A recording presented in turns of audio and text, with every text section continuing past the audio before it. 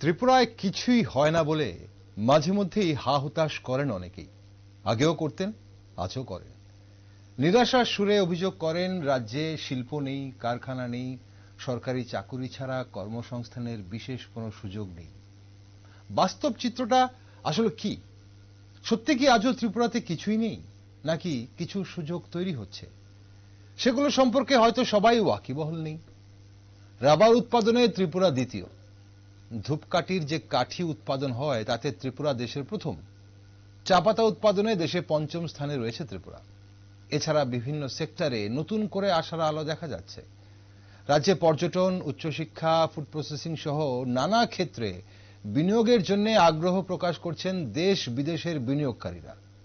যুবদের কর্মসংস্থানে নতুন নতুন দিশা উন্মুক্ত হচ্ছে। আর এই সব কিছুর পেছনে একটা বিরাট ভূমিকা নিচ্ছে TIDC, Tripura industrial development corporation, অর্থাৎ ত্রিপুরা শিল্প উন্নয়ন নিগম। তাই আজ আমাদের বিশেষ টকশো শিল্প উন্নয়ন নিগমকে ঘিরে।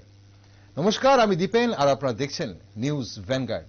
ত্রিপুরায় শিল্প স্থাপনের মাধ্যমে যুবদের উৎসাহিত করতে ত্রিপুরা শিল্প উন্নয়ন নিগম কি কি উদ্যোগ নিচ্ছে, চলুন আজ তা বিস্তারিত জানা যাক। আর আজ আমার সাথে রয়েছেন স্টুডিওতে টিআইডিসি চেয়ারম্যান নবাদল বণিক। স্বাগত আপনাকে। নমস্কার। প্রথমে রাজ্যবাসীকে এবং আপনাদের পরিবারের সকল সদস্যদেরকে জানাই ইংরাজি শুভ নববর্ষের অনেক শুভেচ্ছা, অনেক অভিনন্দন। মা ত্রিপুরা সুন্দরী আপনাদের এই চ্যানেলের অগ্রগতি অনেক এগিয়ে নিয়ে যাবে এবং রাজ্যবাসীকে সুখ শান্তির আশা নিয়ে আসবে। অসংখ্য ধন্যবাদ, আপনাকে অনেক অনেক শুভেচ্ছা। মিস্টার বণিক, এই যে প্রায় 9 মাস আমরা বলতে পারি, কয়েকটা দিন বাকি, আপনি দায়িত্ব গ্রহণ করেছেন টিআইডিসির চেয়ারম্যান হিসেবে, 9 মাস হয়ে গেল। এই 9 মাসে আপনার কি মনে হয় রাজ্যকে স্বনির্ভর করার লক্ষ্যে কতটা এগিয়ে নিয়ে যেতে পেরেছেন টিআইডিসির মাধ্যমে? দেখুন, ভারতীয় জনতা পার্টি সরকার 2018 সালে আসার পর থেকে এই রাজ্যের যারা যুবরা যারা ছিল তারা প্রত্যেকের কাছেই একটাই ভাবনা ছিল যে আমরা সরকারি চাকরি করব। মানে আমাদের রাজ্যে কেউ ইন্ডাস্ট্রি করবে বা প্রাইভেট সেক্টরে জব করবে, সেই বিষয়টা যুবকদের মধ্যে ছিল না উদ্যম। যুবকরা নিজে কিছু করবে সেই উদ্যমটা অনেক কম ছিল।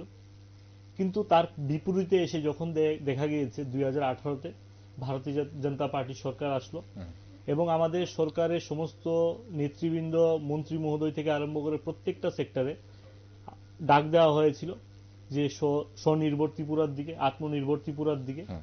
এবং সেই দিশাটাকে সামনে রেখে বিভিন্নভাবে এই রাজ্যের বিভিন্ন দেশের বিদেশের যারা ইনভেস্টররা ছিল তাদেরকে এই রাজ্যে আমন্ত্রণ করা হয়েছে। এবং যেহেতু দীর্ঘদিন ধরে এই রাজ্যের মধ্যে একটা কালচার ছিল কি, যে বুজ্জংনগর এরিয়া মানে কি মাফিয়ার কারখানা, তো সেই অবস্থানটাকে দূর করে দেখা গিয়েছে গত 5 বছরে আমরা যদি টিআইডিসি যখন থেকে জন্ম তখন থেকে শুরু করে 2018 অবধি দেখি, তাহলে দেখবেন একটা রেকর্ড। আর গত 5 বছরে তার থেকে ডাবলের থেকে বেশি ইনভেস্টর ত্রিপুরাতে এসছে এবং তারা ইনভেস্ট করেছে। এবং ত্রিপুরার যারা যুব ভাইয়েরা বোনেরা যারা আছে তাদের কর্মসংস্থান কাজের সময় থেকে অনেক বেশি হয়েছে। সেটা ডাটাতে বলছে, সেটা প্রত্যক্ষ আপনারা যখন বুজ্জংনগর, আর কে নগরে আপনারা যখন যাবেন বা বিভিন্ন ইন্ডাস্ট্রিয়াল এরিয়াতে যখন যাবেন সেটা প্রত্যক্ষ আপনারা বুঝতে পারবেন। কারণ আমাদের যে 9 মাসের কথা আপনি যে কথা বললেন, আমাদের সময়কালে কিছুদিন আগে আমরা যখন বসার কিছুদিন পরে ডিএস গ্রুপের 3rd ইউনিট উদ্ঘাটন হয়েছে, আপনারা জানেন, রাবার থ্রেড করার জন্য। তাদের এই ইউনিট 2016 সালে বন্ধ ছিল। ভারতীয় জনতা পার্টি সরকার আসার পর 2019 সালে তাদের প্রথম ইউনিট স্থাপন হয়। তারপর গত 5 বছরের মধ্যে আরেকটা ইউনিট স্থাপন হয় তাদের, এবং 3rd ইউনিট তারা এবার সরকার আসার এপ্রিল মাসেই তারা তাদের 3য় ইউনিট স্টার্ট করে, এপ্রিলের লাস্ট উইকে। আমরা বলতে পারি যে নর্থ ইস্টের একদম ভারতবর্ষের অন্যান্য যারা আইটিসি ব্র্যান্ড বলুন বা সাইকেল ব্র্যান্ড বলুন, যারা বিশেষ করে আগরবাতি বানায়, তাদের সাথে কম্পিটিশন করে ত্রিপুরা রাজ্যে নর্থ ইস্টের সবচেয়ে বড় ফ্যাক্টরি যে জি কিউব। আপনারা জানেন গত 1.5 মাস আগে মাননীয় মুখ্যমন্ত্রীজি প্রফেসর ডক্টর মানিক শাহজির নেতৃত্বে ওনার হাত ধরেই সেই ফ্যাক্টরি উদ্ঘাটন হয়েছে। আপনারা দেখেছেন সারা রাজ্যের মধ্যে। ত্রিপুরাতে ফার্স্ট প্লাইউড ফ্যাক্টরি, তার কাজ একদম কমপ্লিট হয়ে গেছে, একদম 95% আছে। তারা কিছুদিনের মধ্যে তাদের প্লাইউড ফ্যাক্টরি উদ্ঘাটন করবে। বিশেষ করে যারা রাবার কৃষকরা আছে তাদের জন্য অনেক খুশির জিনিস যে ত্রিপুরাতে 1,00,000 হেক্টর রাবার গাছ আছে, কিন্তু দেখা যাচ্ছে 30% রাবার গাছের যে কষ সেটা ওভারাইজ হওয়ার জন্য কষ আর হচ্ছে না। আচ্ছা। এবং সেটাকে কেটে যে এই যে রাবার গাছটা কেটে কি করবে চাষিরা, কোথায় বিক্রি করবে, তার জন্য সেই গাছটা দিয়ে প্লাইউড বানানো যায়, তার জন্য প্লাইউডের ফ্যাক্টরি হচ্ছে এবং খুব তাড়াতাড়ি মানে মাসখানিকের মধ্যে সেই ফ্যাক্টরি উদ্ঘাটন হবে। শুধু একটা না, তারপরে আরো 2টা ফ্যাক্টরি, তাদের অলরেডি জমি অ্যালটমেন্ট করা হয়েছে, তাদের ইনফ্রাস্ট্রাকচারে কাজ চলছে। আমার অনেক সময় আপনি একটু জানতে চাইবো, আপনি যে বললেন প্লাইউড, শুধু এখানে কি শুধু তাহলে রাবার যে গাছ আছে রাবার গাছের প্লাইউডই হবে শুধু এখানে, নাকি অন্যান্য গাছেরও হবে? বিষয়টা হচ্ছে কি আমি বলি, প্লাইউড অনেক কিছু অন্যান্য গাছ দিয়ে করা সম্ভব। যেহেতু ত্রিপুরাতে রাবার অনেক বেশি, রাবার গাছ 1,00,000 হেক্টর রাবার গাছ আছে, তো তার মধ্যে 30% মানে কি 30,000 হেক্টর যেগুলো রাবার হয় না, যেগুলো বয়স হয়ে গেছে, তো কেটে ফেলতে হয়, এগুলো কেটে রিপ্ল্যান্টেশন করতে হবে। আচ্ছা। এবার চাষিরা যখন কাটবে সেটার ভ্যালু কোথায় পাবে? গাছটার ভ্যালু কোথায় পাবে? আচ্ছা। সেই গাছটার জন্য, এবং বিশেষ করে সেটা দিয়ে যে শাটারিং সেন্টারিং এর যে প্লাইউডটা, অ্যাকচুয়ালি রাবার গাছ খুব নরম থাকাতে সেটা দিয়ে আমাদের যে পার্মানেন্ট হবে না, কিন্তু শাটারিং সেন্টারিং এর যেহেতু এখানে ইনফ্রাস্ট্রাকচারের কাজ অনেক বেশি হচ্ছে ত্রিপুরাতে, এবং তাদের জন্য একটা বড় কোম্পানি তারা সেই কাজটা করছে, এবং তারা একদম খুব শর্ট মানে 1 মাসের মধ্যে তাদের কাজ ফ্যাক্টরি উদ্ঘাটন করবে। বিশাল বড়, প্রায় 30 crores তাদের ইনভেস্টমেন্ট করেছে। এবং শুধু তারা না, আরো 2টা ফ্যাক্টরি তারাও এসছে, তারাও প্লাইউড করবে, ওই রাবার গাছ দিয়ে তারা প্লাইউডটা করবে। আচ্ছা। এবং যেহেতু দেখেছে ত্রিপুরাতে কন্টিনিউ প্রসেস, আজকে 30% এরিয়া আছে, কালকে 40% হবে, আবার রিপ্ল্যান্টেশনও করতে হবে আমাদের, যেহেতু আমাদের রাবার সবচেয়ে মেইন, আমাদের র মেটেরিয়ালস আমাদের কাছে আছে। কিন্তু অবাক করার কাণ্ড, আমাদের যখন সেই রাবার গাছের বিষয় নিয়ে যখন আমরা আমাদের সরকার এবং আমাদের টিআইডিসি এবং শিল্প দপ্তর যখন আমরা প্ল্যান করা হয়েছে এবং প্লাইউড ফ্যাক্টরি যারা করে তাদের কাছে গিয়ে যখন তাদের মালিকদের কাছে রিকোয়েস্ট করে তাদেরকে যখন ইনভেস্ট করার কথা বলা হয়েছে, যখন তাদের অ্যালটমেন্ট নেওয়া শেষ এবং ফ্যাক্টরির কাজ মোটামুটি কমপ্লিট হয়ে গেছে, তখন গিয়ে আমি দেখলাম সিপিএম এর কিছু নেতৃত্ব, তথাকথিত নেতৃত্ব, তারা তখন গিয়ে ডেপুটেশন দিচ্ছে যে রাবার গাছগুলা কি করবে চাষিরা, তাদের জন্য প্লাইউড ফ্যাক্টরি করা দরকার। কিন্তু আমার অবাক লাগে, যখন অলরেডি ফাইনালাইজ হয়ে গেছে, ফ্যাক্টরি উদ্ঘাটন হবে, তখন গিয়ে তারা ডেপুটেশন করছে। আচ্ছা। কিন্তু ডেপুটেশন দেওয়ার সঙ্গে সঙ্গে তার ফ্যাক্টরি হয় না, সেই ফ্যাক্টরি আপনারা গিয়ে দেখতে পারবেন এর আগে থেকেই সেই ফ্যাক্টরির কাজ চলছে, ইনফ্রাস্ট্রাকচার অলরেডি কমপ্লিটেড, মাস হয়তো 15-20 দিনের মধ্যে সেটা উদ্ঘাটন হবে। আচ্ছা, মানে আমরা তাহলে নতুন বছরের প্রথম মাস নাগাদই হয়তো পেয়ে যেতে পারি 100%। ত্রিপুরা পেয়ে যেতে। এবং ওকে, সবচেয়ে লাস্ট উইকে আপনারা প্রত্যেকে দেখেছেন, আমি সোশ্যাল মিডিয়াতে দিয়েছি, কলকাতা বেসড সবচেয়ে যে বড় রাইস মিল কোম্পানি লাল বাবা rice food processing company private limited, উনারা, আমি যখন চেয়ারম্যান বসার 1 মাস পরে ওনারা ত্রিপুরাতে এসেছিলেন। আচ্ছা। এবং যিনি ওই কোম্পানির সিও, উনি একজন খুব বয়স্ক, খুব বয়োজ্যেষ্ঠ লোক, যিনি ফাউন্ডার লাল বাবা রাইসের, উনি নিজে এসছেন। আচ্ছা। উনাকে আমি বললাম, মেশামশাই আপনি ত্রিপুরাতে এসছেন, আপনি ফ্যাক্টরি লাগান না লাগান, মা ত্রিপুরেশ্বরীর মার একবার আশীর্বাদ নিয়ে যান। আচ্ছা। পুরো ব্যবস্থা, পুজো টুজোর ব্যবস্থা আমরা করলাম। নেক্সট ডেটে এসেই বললো যে ওনার ফ্লাইট ছিল, উনি ফ্লাইট ক্যান্সেল করেছেন। আচ্ছা। নেক্সট ডেটে উনি এসে বললো যে আমি ত্রিপুরাতে ফ্যাক্টরি লাগাবো। এবং আপনাদের সাথে আনন্দ সংবাদ বলতে পারি যে লাল বাবা রাইস সারা ইন্ডিয়ার মধ্যে 1.5 কোটি মানুষ তাদের চাল খায় প্রত্যেক দিন। আচ্ছা। বিশাল বিগ বড় কোম্পানি, এবং তাদের ব্র্যান্ড অ্যাম্বাসেডর হচ্ছে স্বরূপ গাঙ্গুলি। এবং আচ্ছা, লাল বাবা রাইস যদি এখানে ফ্যাক্টরি করে, না এই লাল বাবা রাইস মাত্র রাইস ফ্যাক্টরি করবে না, তাদের ডাল থেকে আরম্ভ করে, এলাচি থেকে আরম্ভ করে, তাদের গ্রোসারি আইটেম থেকে আরম্ভ করে, বিভিন্ন মশলা থেকে আরম্ভ করে সবগুলা নিয়ে কমপ্লিটলি তারা সেখানে। তাহলে ওরা কি এখানে শুধু প্যাকেজিং করবে নাকি মানে এখানকার লোকাল প্রোডাক্ট ব্যবহার করবে? মানে এখানে লোকাল প্রোডাক্টও ব্যবহার করবে। যেই জায়গাতে আমাদের র মেটেরিয়াল, দেখুন র মেটেরিয়াল যখন একটা রাজ্যে থাকবে তখন ফার্স্ট প্রায়োরিটি ওই রাজ্যের র মেটেরিয়ালসই নেবে। যখন আমার কাছে না থাকবে তখন আমি বাইরে থেকে র মেটেরিয়ালস আনতে হবে। না, লাল বাবা রাইসের কথা যখন আমরা বলি, অন্যান্য রাজ্যে যেখানে ধরুন পশ্চিমবঙ্গে বলুন বা অন্যান্য রাজ্যে যেখানে চাল প্রচুর রয়েছে, এখন ওনারা কি আমাদের চাল প্রকিউরমেন্ট করবেন, করে আমাদের যে রাজ্যে যে চালটা উৎপাদন 100% করবে। দেখুন তাদের চাহিদা অনেক বেশি থাকবে, তারা যখন লাগাবে সেই ফ্যাক্টরি, তাদের অনেক বেশি, শুধু তারা চাল না এছাড়াও তাদের অন্যান্য প্রকিউরমেন্ট গুলো তারা করবে। তো তাদের যে জায়গাও, অনেক বড় জায়গাও নেওয়া হয়েছে তাদের তরফ থেকে। তো আমার পূর্ণ বিশ্বাস যে তাদের মাধ্যমে তারা যেই কথা বললো আমাদেরকে, যে তাদের মিনিমাম 100 to 150 এমপ্লয়িজ তাদের আন্ডারে হয়ে যাবে, একদম ইনিশিয়ালি হয়ে যাবে। এবং তারা তাদের মাধ্যমে আমার একটা সুবিধা হয়েছে, তাদেরকেও আমরা রিকোয়েস্ট করেছি, দেখুন যেহেতু ত্রিপুরাতে আমরা কাজ করি, আমরা প্রত্যেককে রিকোয়েস্ট করতে হচ্ছে প্রথম অবস্থায় যে ত্রিপুরাতে ইনভেস্ট করার জন্য, এবং তাদের সাথে ডিসকাশন হয়েছে যে যেহেতু উনি ওয়েস্ট বেঙ্গলের বড় শিল্পপতি, উনি কিন্তু গুয়াহাটিতে যায়নি, আচ্ছা, ত্রিপুরাতে নর্থ ইস্টে কিন্তু এসে বড় কোম্পানি। তো উনাকে আমরা রিকোয়েস্ট করেছি যে যা সাপোর্ট দরকার আপনাদের পরিচিত অন্যান্য ইনভেস্টরদেরকেও আপনারা নিয়ে আসুন, আমি যাব কলকাতাতে, আচ্ছা, আপনার পরিচিতি লেভেলে যারা যারা আছে প্রত্যেকের সাথে কথা বলবো, এবং তাদেরকে আমরা 100% সিউরিটিতে বলবো যে যতটুকু সরকারের সাহায্য করা দরকার, এই রাজ্যের প্রত্যেকটা মানুষের যতটুকু সাহায্য করা দরকার আপনাদেরকে আমরা করব, কিন্তু আপনারা এখানে এসে ইনভেস্ট করুন এবং এই রাজ্যের ছেলে মেয়েদেরকে কর্মসংস্থানের ব্যবস্থা করে দিন, এটা আমাদের আপিল করেছে। এবং উনি বলেছে উনি ওনার পরিচিত যারা যারা ইনভেস্টররা আছে তাদের সাথে আমাদের একটা কানেক্টিং করে দেবে, এটা বসার ব্যবস্থা করে দেবে, তার মাধ্যমে আরো যারা যারা আছে তারা করবে। এবং আপনি জানেন শুধুমাত্র শিল্পক্ষেত্রে আমাদের রাজ্যে এবারে কিছু লাস্ট বিধানসভাতে 2টা ইউনিভার্সিটির অ্যাপ্রুভাল হয়েছে, যার কাজ অলরেডি চলছে, ইনফ্রাস্ট্রাকচারের কাজ। এটাও কিন্তু একটা বড় বিষয় কর্মসংস্থানের দিক দিয়ে, হায়ার এডুকেশন ইউনিভার্সিটির ব্যবস্থা। ওকে, আমরা যদি সেভাবে দেখি, ধরুন শেষ আপনি বসার পর, আপনি দায়িত্ব নেওয়ার পর শেষ 8 মাস বা 8.5 মাসে কতটা শিল্প ইউনিট হয়েছে ত্রিপুরা রাজ্যে বিভিন্ন শিল্পনগরীগুলোতে? বড় বড় যেগুলা আপনি বললেন ত্রিপুরাতে মনে করুন, আপনি কিছু আমি যেটা জি কিউবের কথা বললাম, এরপরে আপনি ডিএস গ্রুপের কথা বললাম আপনাদেরকে, প্লাইউডের ফ্যাক্টরি বড় যেগুলো বড় ত্রিপুরাতে, আপনি জানেন কিছুদিন আগে এটা ফার্স্ট টাইম যে টায়ারের যে রিটার্নিং করার জন্য, দেখুন যারা খুলেছে তাদের কনসেপ্ট খুব ভালো, আচ্ছা, ডাইরেক্ট টায়ার ম্যানুফ্যাকচারিং এ যায়নি তারা ফার্স্ট ধাপে তারা গিয়েছে টায়ারের যে রিটার্নিং হয় সেই রিটার্নিং এর প্রোডাক্টটা তৈরি করার জন্য, এবং তারা ছোট গাড়ি থেকে আরম্ভ করে বড় গাড়ি, এবং তারা কমিটমেন্ট করেছে যে যে প্রোডাক্টটা বাজারে চলছে তার থেকে বেস্ট কোয়ালিটি দিচ্ছে এবং তার থেকে অনেক কম রেটে দিচ্ছে। আচ্ছা, কিন্তু আমরা যারা ত্রিপুরাবাসী আছি, আমি প্রত্যেকের কাছে আবেদন করতে চাই, লোকাল ফর ভোকাল হতে হবে। আমাদের লোকাল প্রোডাক্টটা ত্রিপুরাতে যে ফ্যাক্টরিতে যেটা উৎপন্ন হয় সেটা আমাদের প্রথম ফার্স্ট প্রায়োরিটিতে পারচেজ করতে হবে।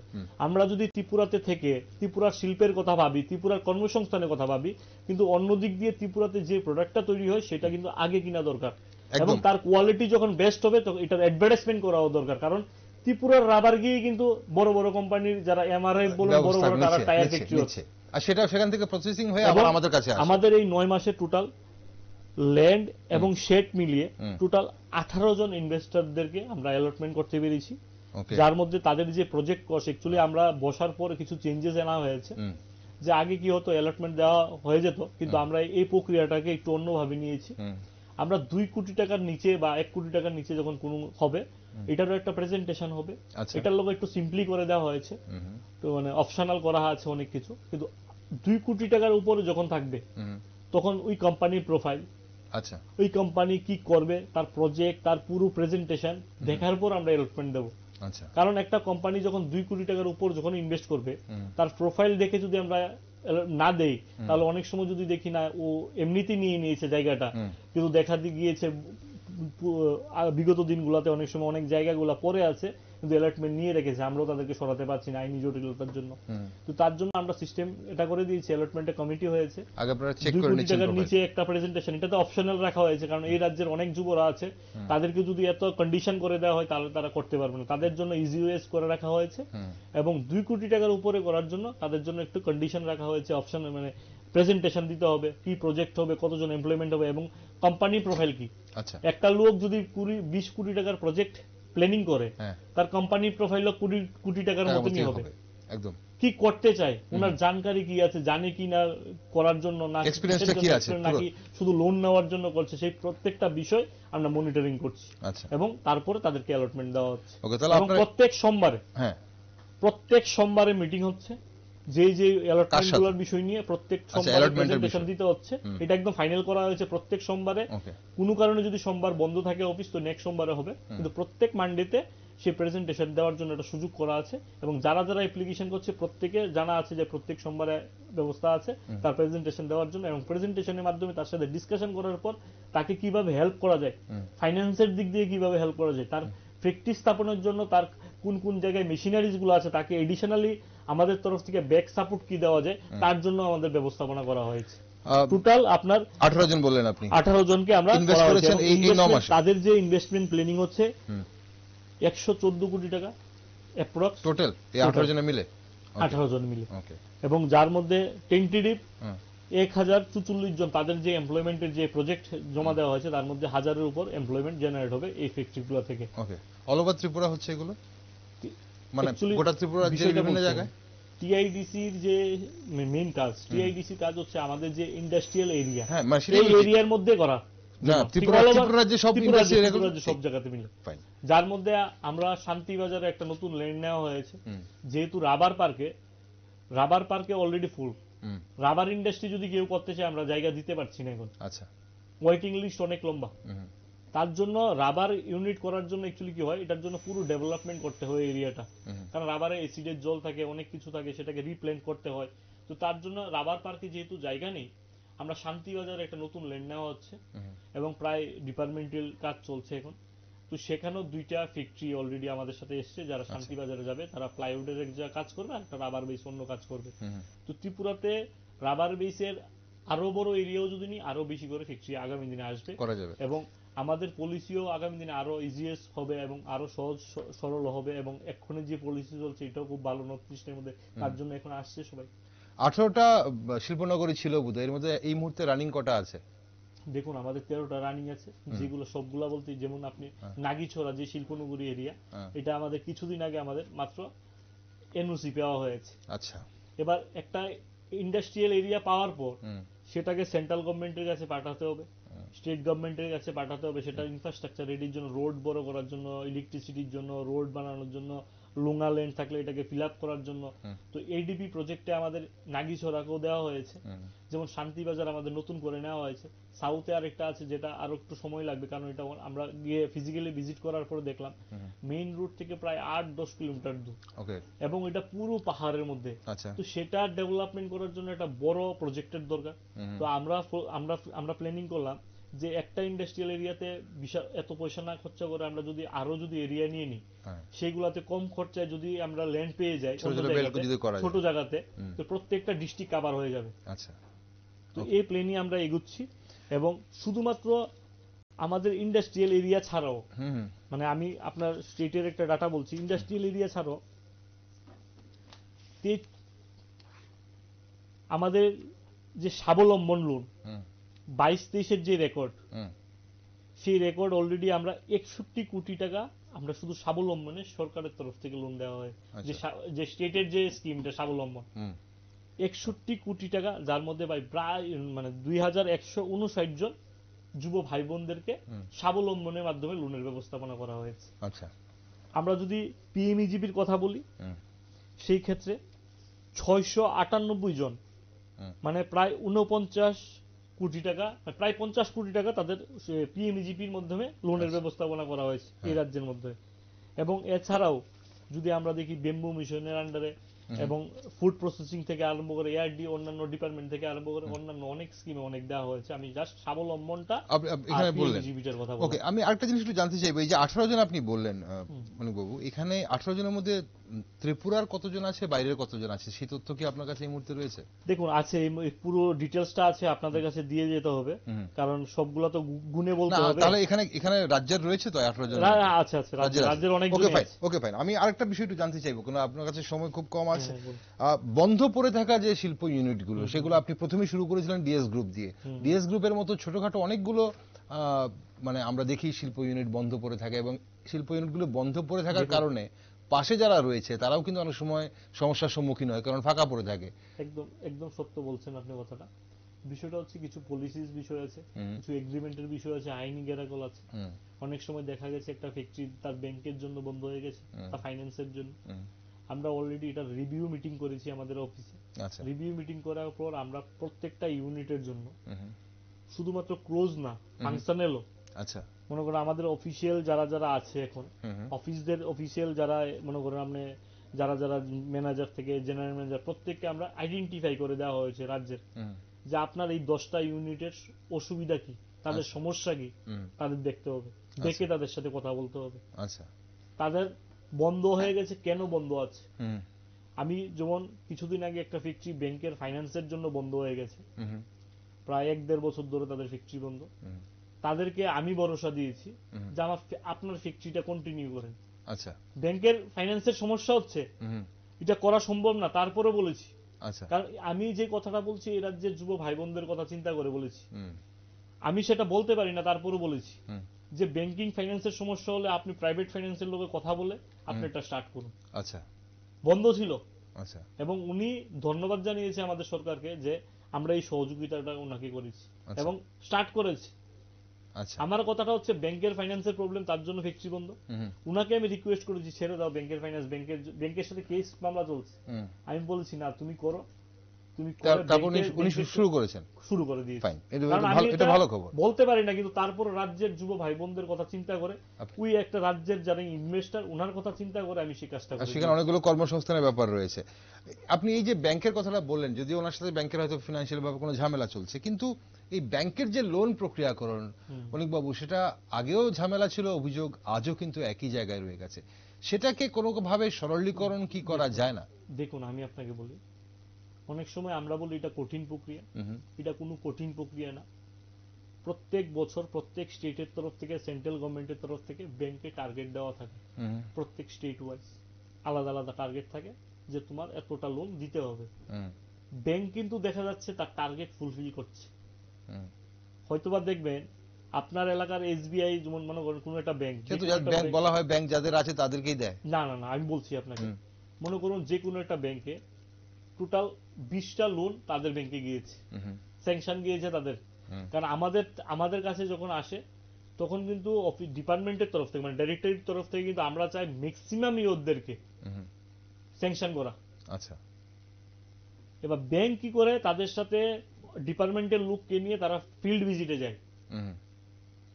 ঠিক আছে, ব্যাংকে মনে করুন একটা ব্যাংকের ব্রাঞ্চকে টার্গেট দেওয়া হয়েছে 20টা লোন তোমাকে এবছর দিতে হবে পিএমইজিপি।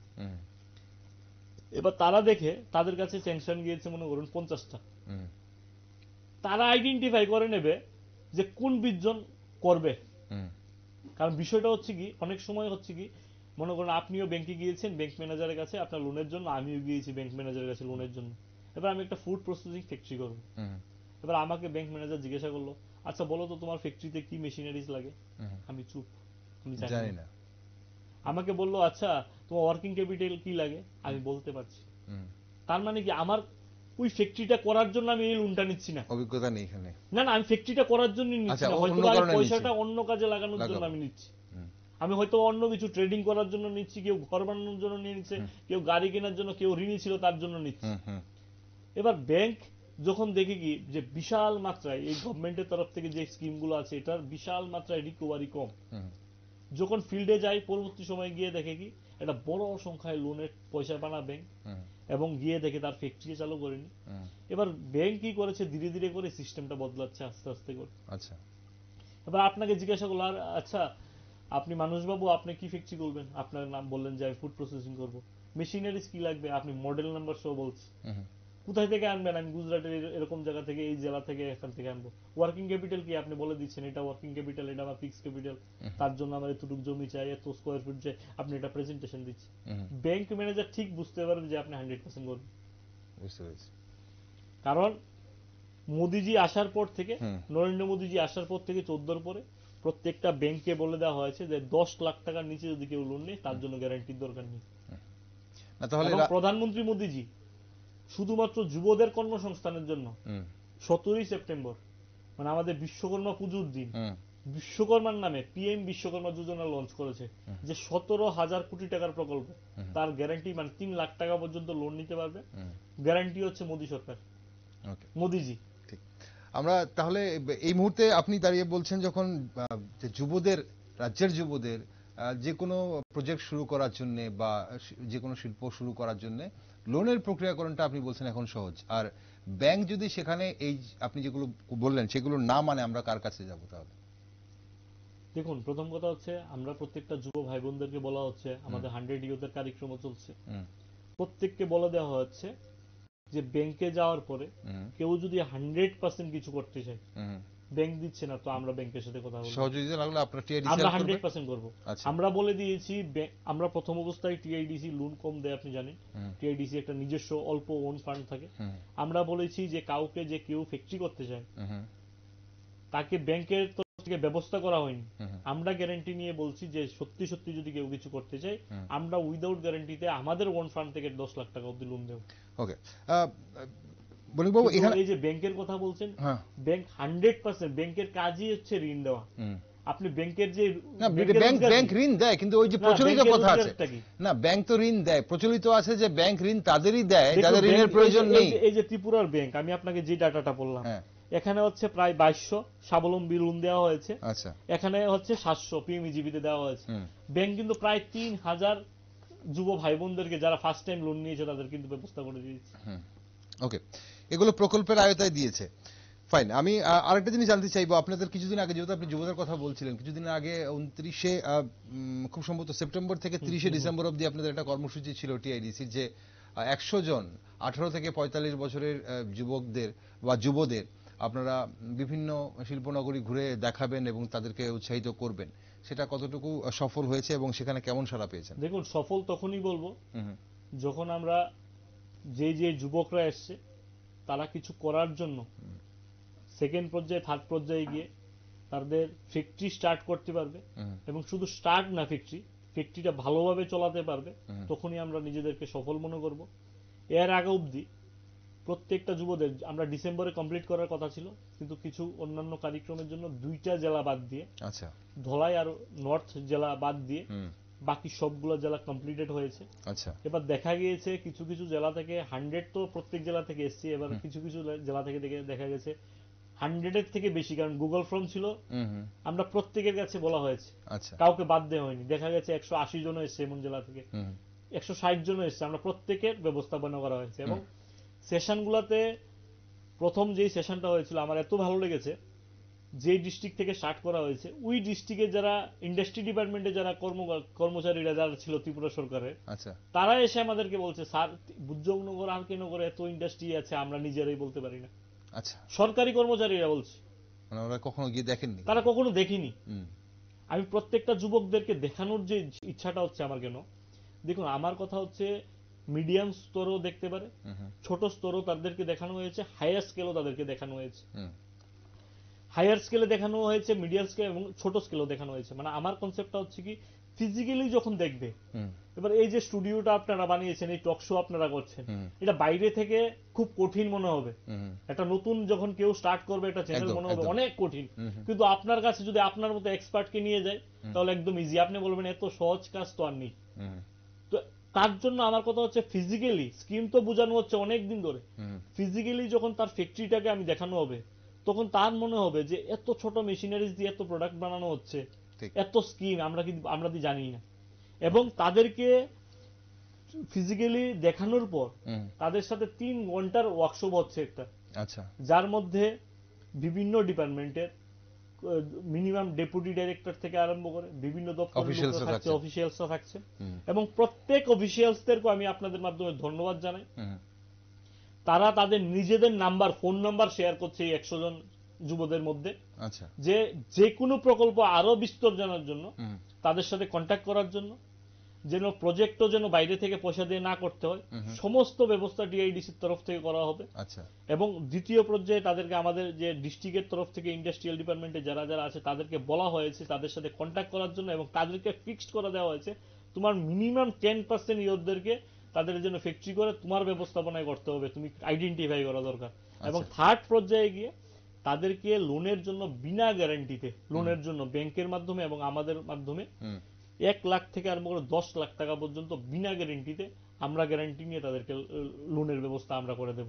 এবং আমি 100% বিশ্বাস, আমি জানি যে এখান থেকে আমরা কিছুদিনের মধ্যে কিছু লোককেও আইডেন্টিফাই করা হচ্ছে, এবং আমি চাচ্ছি যে আগামী 10-15 দিনের মধ্যে তাদের মধ্যে থেকে কিছু একটা অংশ, বড় সংখ্যাকে এই পিএমইজিপি স্বাবলম্বনের মাধ্যমে তাদেরকে কিছু লোনের ব্যবস্থাপনা ডিসবার্স করার জন্য একদম আমরা ব্যবস্থা করব, এবং খুব রিসেন্ট করব, সেটা হয়তো ডেটটা এখানে বলতে পারবো না, এটা একটা প্ল্যানিং চলছে একদম। তো খুব শীঘ্রই হয়তো এই মাসেই তাদেরকে আমরা একসঙ্গে করে নিই, একসঙ্গে তাদেরকে আপনি যখন করবেন সেটা নিশ্চয়ই নিউজ ভ্যানগার্ডও জানবে, এবং সেটা তখন আমরা যদি জানি তখন দর্শকদের জানিয়ে দেব। হচ্ছে কি, আমি আপনাদের মাধ্যমে এবং আপনাদেরকেও বলবো, এই রাজ্যের সবচেয়ে বড় প্রবলেম হচ্ছে এই রাজ্যের ওয়ার্ক কালচার একদম খারাপ হয়ে গেছে, লেবার শর্টেজ, কাজের অভাব নেই কিন্তু দেখা যাচ্ছে লোকের অনেক অভাব।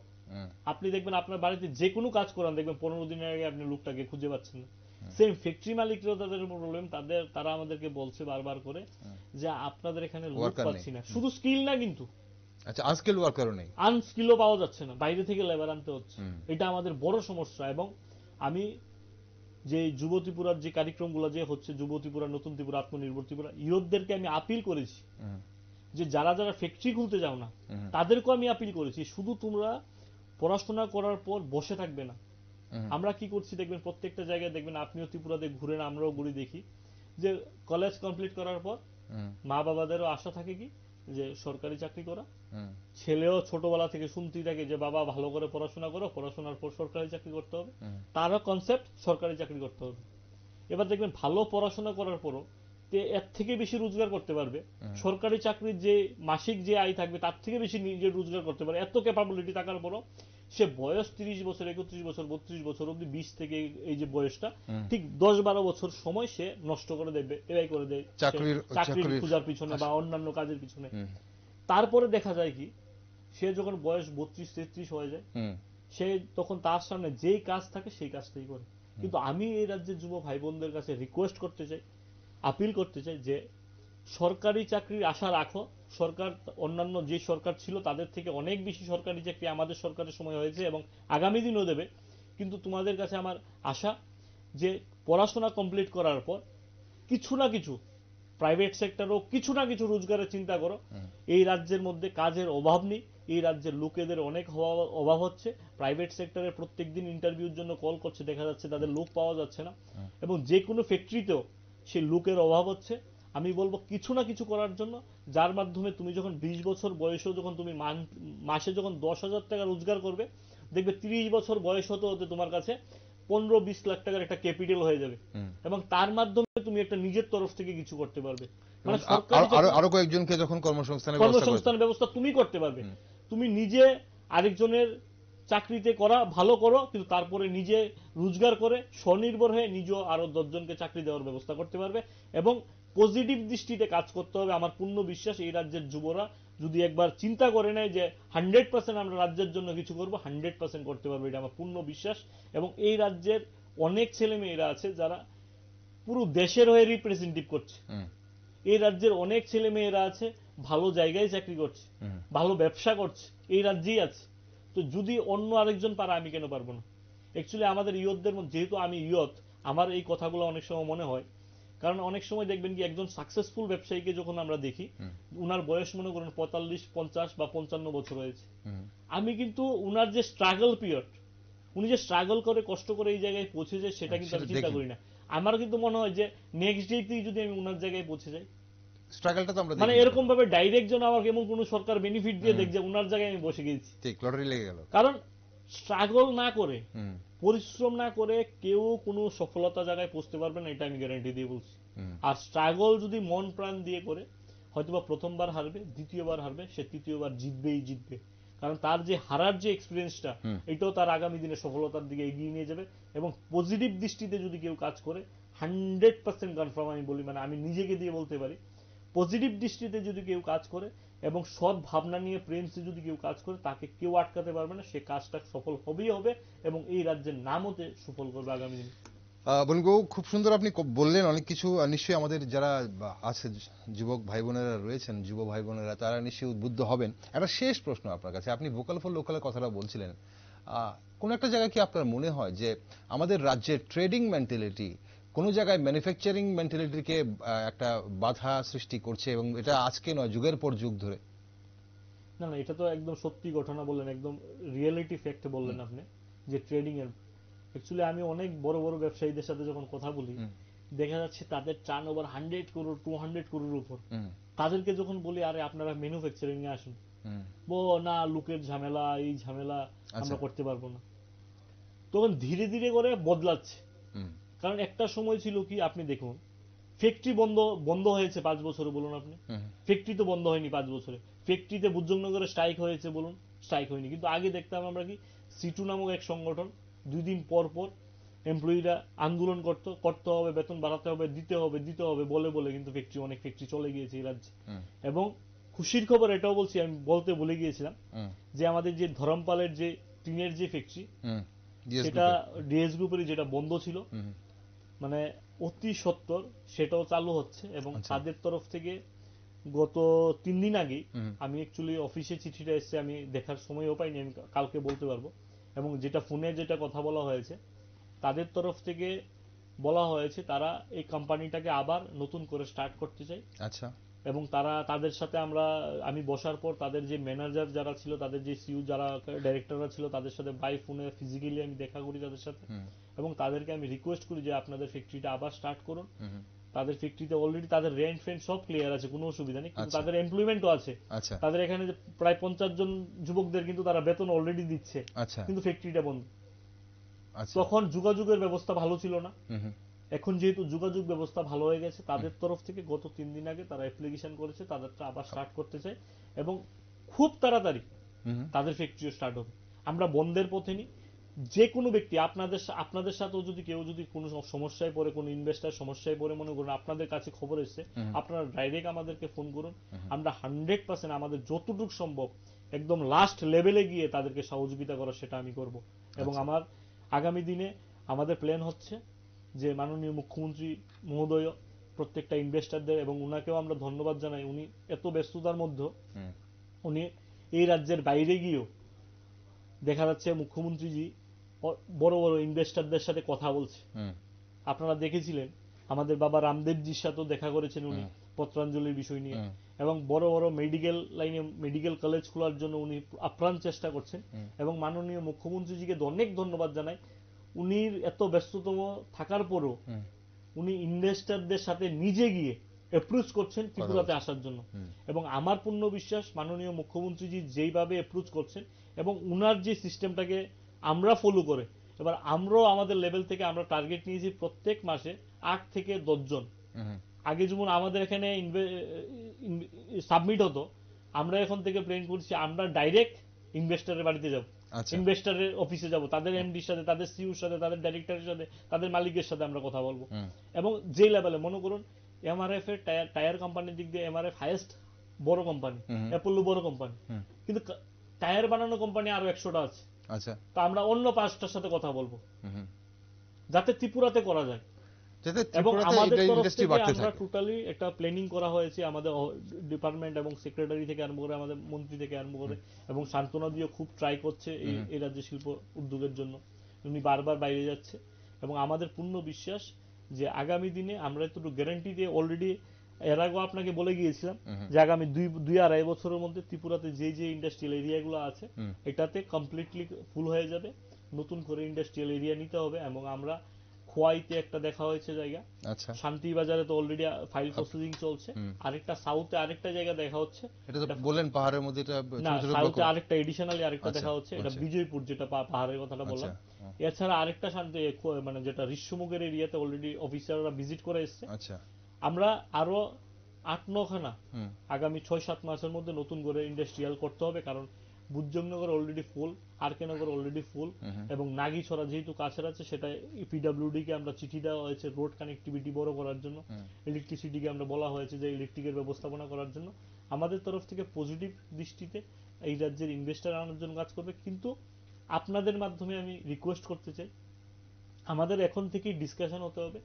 আমরা যারা যুবরা আছি, আমরা সারাদিন না ঘুরে পড়াশোনার পর যখন আমার পড়াশোনা কমপ্লিট হবে, কিছু না কিছু রোজগার করার জন্য, যে কোনো প্রকারে প্রাইভেট সেক্টরই হোক, বিভিন্ন কোম্পানি সেক্টরই হোক, মানে যেই লেভেলই হোক, মানে আমরা যদি না ঘোরাফেরা করে যদি আমরা রোজগারের প্রতি আমরা মানে সহযোগী হই, তাহলে ত্রিপুরাতে আমার মনে হয় না নর্থ ইস্টকে ছাড়িয়ে যাবে এবং সারা ভারতবর্ষের মধ্যে নাম্বার 1 স্টেট ত্রিপুরা হবে, আমার একদম পূর্ণ বিশ্বাস। এবং প্রত্যেকটা স্কিম এত ভালো স্কিম, মানে কি বলবো, মানে কাজ করবেই করবে, আমার পূর্ণ বিশ্বাস। অসংখ্য ধন্যবাদ নবাদল বাবু আপনাকে আজ আমার সঙ্গে থাকার জন্য। অনেক কিছু জানলাম আপনার কাছে আজ। যেতে যেতে যদি বলেন আপনি যে এই 9 মাসে আপনি তো অনেক কিছু প্রাপ্তির আজ স্বীকার করলেন যে আপনার অনেক কিছু প্রাপ্তি হয়েছে, কোন একটা জায়গায় আপনার মনে হয় যে কিছুটা একটা ব্যর্থতা রয়ে গেছে, এই জায়গাটা হয়নি, এই জায়গাটা করতে হবে? দেখুন, কিছু কিছু ওয়ার্কশপ করতে হবে, এটা শুধু আমার একা দ্বারা সম্ভব না, আমাদের ডিপার্টমেন্টের দ্বারা সম্ভব না। ওয়ার্ক কালচার ফেরাতে আনাতে হবে, এটা হচ্ছে আমাদের সবচেয়ে বড় চ্যালেঞ্জ। এবং যারা ইনভেস্টাররা আছে তাদের একটাই প্রবলেম যে ত্রিপুরাতে লেবার শর্টেজ, এই ওয়ার্ক কালচার ফিরানোর জন্য শুধু আমি একা না, এই রাজ্যের বিভিন্ন ক্লাব, বিভিন্ন সামাজিক সংস্থা থেকে আরম্ভ করে এবং বিশেষ করে মিডিয়া বন্ধুদেরকে প্রত্যেকের কাছে আপিল করতে চাই যে ওয়ার্ক কালচার ফিরানোর জন্য যুবরা যখন ঘুরবে, যুবরা ঘোরার সময় যুবরা ঘুরবে, কিন্তু পড়াশোনা কমপ্লিট করার পর তারা কিছু না কিছু করার যে কনসেপ্টটা, যে শুধু আমি 10 বছর অব্দি আমি বাবার পয়সায় আমি ঘুরবো, কিছু করব, সেটা না রেখে নিজেকে কিছু করার জন্য, এই ব্যবস্থাপনা করার জন্য অ্যাওয়ারনেসের দরকার। আমার মনে হয় সেটা শুধুমাত্র ইন্ডাস্ট্রি দপ্তর বা আমি একা কোনো মতেই সম্ভব না। আমি প্রত্যেকটা মিডিয়া বন্ধুদেরকে, প্রত্যেকটা মিডিয়ার যারা যারা আছেন, যারা আমার কথা শুনছেন, এই রাজ্যের প্রত্যেকটা যুব ভাই বোনদেরকে বলবো, যদি আমরা সবাই মিলে একত্রিত হয়ে যদি আমরা চেষ্টাটা করি, এবং বিভিন্ন এনজিওস আছে অনেক কাজ করে, কিছু এনজিওসদেরকে আমি ডেকেছিলাম, তাদেরকে বলেছি যেহেতু তোমরা অনেক বিষয় নিয়ে ডিসকাশন করো, কাজ করো, এই বিষয়টা নিয়েও কাজ করার জন্য, যে বিশেষ করে কলেজ স্টুডেন্ট যারা ফাইনাল ইয়ার স্টুডেন্ট, তাদের সাথে মোটিভেশন করার জন্য, তাদের সাথে অ্যাওয়ারনেস করার জন্য, যে কলেজ কমপ্লিট হওয়ার পর একটা শ্রেণীর লোক যারা আরো ভালো পড়াশোনা করবে তারা পড়াশোনা করবে, যারা ভালো বাইরে গিয়ে পড়াশোনা করবে তারা করবে, তাদের জন্য ওয়েলকাম। কিন্তু বাকি যে সেক্টরটা রয়ে গেছে ইউথরা, তাদের কিছু না কিছু করার জন্য, প্রাইভেট সেক্টরেও কিছু না কিছু, অনেকেই দেখবেন যারা প্রাইভেট সেক্টরে, যারা অনেক এই রাজ্যের অনেক ইউথরা চাকরি করে, যাদেরকে আপনি অফার করেন কালকে গিয়ে যে ভাই তুমি গভর্নমেন্ট চাকরি করো, তারা বলবে না, তোমার গভর্নমেন্ট তো আমাকে এত টাকা স্যালারি দিতে পারবে না, আমি প্রাইভেটই ঠিক আছে। তো একটা ইউথ যদি পারে, অন্যান্য ইউথরা যদি প্রাইভেট সেক্টরে থেকে যদি তারা সাকসেসফুল হতে পারে, অন্যান্য ইউথরা যদি নিজেরা স্ব-উদ্যোগী হয়ে যদি তাদের ফ্যাক্টরিকে যদি একটা সাকসেসফুল পর্যায়ে নিতে পারে, তাহলে কেন পারবে না? আজকে কিছুদিন আগে একটা পাইপ ফ্যাক্টরি খুলেছে একটা ছেলে, উনি গ্রাজুয়েশন বিকম অনার্স করেছে, কলেজ কমপ্লিট করার পর উনার স্টোরিটা একদিন বললো আমাদের, যে ইয়থ অ্যাকচুয়ালি কি করছি আমরা, আমাদের যে যুব ত্রিপুরা, নতুন ত্রিপুরার কার্যক্রমে যেই যে ইয়থরা একদম যাদের বয়স 28, 29, 30, 35, যারা মোটামুটি সাকসেসফুল এন্টারপ্রেনারের দিকে হয়ে গেছে, তাদের এক্সপিরিয়েন্স শেয়ার করানো হচ্ছে সবার সামনে। মানে আমার এত ভালো লাগলো, ছেলেটা 2016-তে অনেক ট্রাই করেছে কিছু করার জন্য, ব্যাংকে গিয়েছে, টিআইডিসি তে, ও বলছে যে টিআইডিসি তে যাওয়া হয়েছে কিন্তু আমাকে কেউ হেল্প করা হয়নি। কিন্তু 2019-এ যখন যখন আবার প্ল্যান করলো কিছু করার জন্য, তখন টিআইডিসি দপ্তর টিঙ্কুদা ওনাকে অনেক হেল্প করা হয়েছে, এবং তার মাধ্যমে ও ফ্যাক্টরিটা খুলেছে, এবং পাইপ ফ্যাক্টরি খুলেছে। এবং ও বলছে, সবাইকে বলছে যে তোমাদের এত সুযোগ সামনে, তোমাদেরকে ট্রেনিং করানো হচ্ছে, তোমাদের জন্য সব অফিসাররা রেডি, তো তোমরা কেন করবে না? আমাদেরকে তো তখন বলা হয়নি। তো তোমাদের আর আমাদের সময় অনেক ডিফারেন্স, যেহেতু সরকারের এতটুকু পজিটিভ দৃষ্টিতে সরকার কাজ করছে। এবং আমি প্রত্যেকের কাছে আপিল করতে চাই, যারা যারা আপনারা আছেন, বিশেষ করে আপনাদেরকে আমি আপিল করতে চাই, এই ওয়ার্ক কালচার জিনিসটাকে সবাইকে ফিরাতে হবে। এবং শুধুমাত্র একটা স্টেট ডেভেলপমেন্ট করার পিছনে শুধু সরকার ডেভেলপমেন্ট করবে পারবে না, প্রত্যেকটা মানুষের মানসিকতা পরিবর্তন হতে হবে। একটা স্টেট যখন ডেভেলপমেন্ট হবে, কোন সরকার যদি মনে করে যে একা কিছু করতে পারবে, কোনো মতে সম্ভব না। সরকারের পজিটিভ দিকগুলো নিয়েও আলোচনা করতে হবে, এবং সরকার কোন কোন দিকে আরো বেশি করে কাজ করতে পারবে, আপনাদের তরফ থেকে আইডিয়া থাকতে হবে সরকারকে, যে সরকার যদি এই সেক্টরে কাজ করে তাহলে ভালো হবে। এবং আমি রাজ্যের প্রত্যেকটা যারা শুভ বুদ্ধি সম্পন্ন যারা মানুষ আছেন, যারা আমার সিনিয়র ব্যক্তিত্বরা আছেন, আপনারা প্রত্যেকে আমাকে আশীর্বাদ করবেন এবং আপনাদের সাজেশন সবসময় নিয়ে আসবেন। আমি চাই আপনাদের যে কোনো সাজেশন, যে কোনো ব্যক্তি যারা আছেন, সিনিয়র ব্যক্তিত্বরা যারা আছেন আমার কাছে, আপনারা আমাকে ডেকে বলবেন, আপনাদের কাছে আসবো আমি, এবং আপনাদের সাজেশনে যদি ত্রিপুরার কিছু ভালো হয়, আমি আপনাদের সাজেশন 100% পালন করব। এবং আপনাদেরকে ছাড়া, ত্রিপুরার মানুষকে ছাড়া কোনোদিন ডেভেলপমেন্ট সম্ভব না। এই রাজ্যের যুব ভাই বোনদের কর্মসংস্থানের ক্ষেত্রে আমাদের সরকার কাজ করবে। সরকারি চাকরি তো যে গভর্নমেন্টটা ছিল তার থেকে বেশি দিয়েছে, আগামী দিনও সরকারি চাকরি তাদের গভর্নমেন্টের থেকে বেশি দেবে, কিন্তু নিজেরা সহযোগী হওয়ার জন্য কিছু না কিছু করতে হবে। আমি প্রত্যেকের কাছে আহ্বান রাখছি আজকেরই আপনাদের। অসংখ্য ধন্যবাদ নবাদল বাবু, আপনাকে আজ অনুষ্ঠানের সময় ফুরিয়ে গেছে, অসংখ্য ধন্যবাদ। অনেক তথ্য আপনি আজ জানালেন, আমাদের অনেক কিছু জানলাম। বিশেষ করে যুব অংশের যারা আমাদের রাজ্যের যুবক যুবতীরা রয়েছে, তারা নিশ্চয়ই উদ্বুদ্ধ হবে, এবং আপনি যে কথাগুলো বললেন সেই কথাগুলো শুনে নিশ্চয়ই আগামী দিনে শিল্প উদ্যোগী হওয়ার চিন্তা ভাবনা করবে আমাদের যুব শ্রেণীর ছেলেমেয়েরা। দর্শক বন্ধুরা, আপনারা দেখছিলেন এতক্ষণ টিআইডিসির চেয়ারম্যান নবাদল বণিক আমাদের সঙ্গে ছিলেন। টিআইডিসি রাজ্যের শিল্প উন্নয়নে কিভাবে কাজ করছে, কি কি করছে, কিভাবে যুবক যুবতীদের লোনের ব্যবস্থা করছে, কাজের ব্যবস্থা করছে, কর্মসংস্থানের ব্যবস্থা কিভাবে হচ্ছে শিল্পনগরীগুলোতে, তার ব্যাখ্যা দিলেন। কিন্তু একটা কথা, একটা দুর্ভাগ্যজনক কথা, সেটা আমরা আগেও শুনতাম, আজও শুনি, যে ওয়ার্ক কালচার বা আমাদের রাজ্যে স্কিল্ড লোক নেই, আগে শুনতাম, আজকাল শুনছি যে আনস্কিল্ড লোকও পাওয়া যাচ্ছে না।